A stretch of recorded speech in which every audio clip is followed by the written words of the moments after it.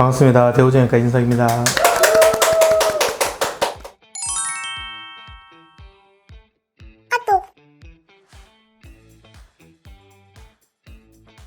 이게 아마 이제 뭐 관절이나 척추에 놓는 허리에 놓는 주사에 따라 좀 다를 것 같은데,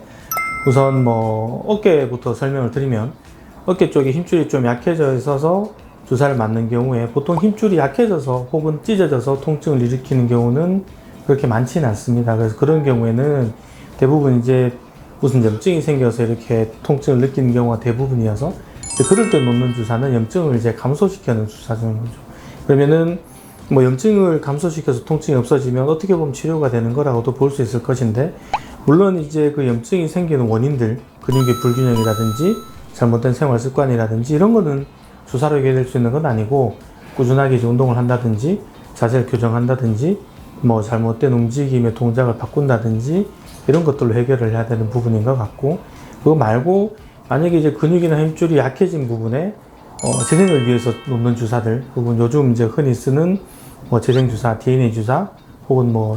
본인 이제 혈액을 채취해서 쓰는 피 주사, 이런 것들은 이제 재생을 노리는, 재생을 이제 목적으로 가는 주사들이기 때문에, 그런 주사들은 어떻게 보면 치료의 개념이 조금 더 가깝다고 볼 수도 있을 것 같고요. 무릎을 놓고 본다면은 흔히들 많이 맞으신 주사가 연골 주사, 그 다음에 요즘은 연골 주사에도 재생 성분이 조금 들어가 있는 주사들도 있고, 그 이후에 또 콜라겐 주사나 이런 것들도 쓰긴 한데,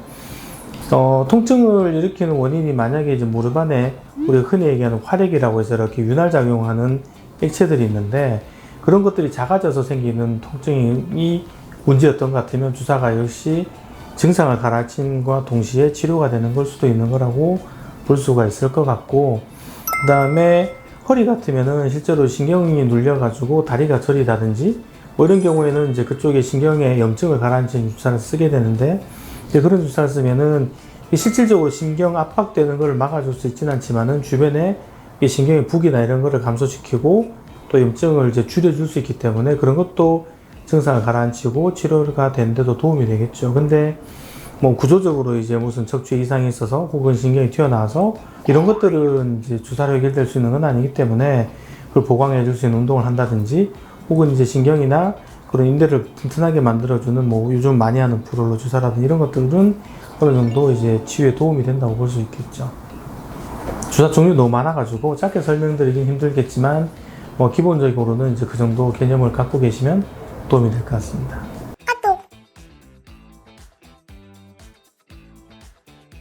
그럼요. 이제 물론 이제 실제로 신경이 이렇게 신경이 좀 압박이 되어 있어서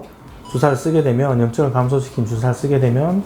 흔히 생각하면 이제 약발이 떨어지면, 약기운이 떨어지면 다시 통증이 올라와야 할 것 같지만 그러지는 않거든요. 그래서 그게 몇 차례 반복되고 나면은 몇 달 이상은 통증이나 증상이 없는 경우로 이렇게 진행되는 경우가 꽤 많기 때문에, 이제 그런 목적을 놓고 본다면은 치료에도 도움이 된다고 봐야 되겠죠.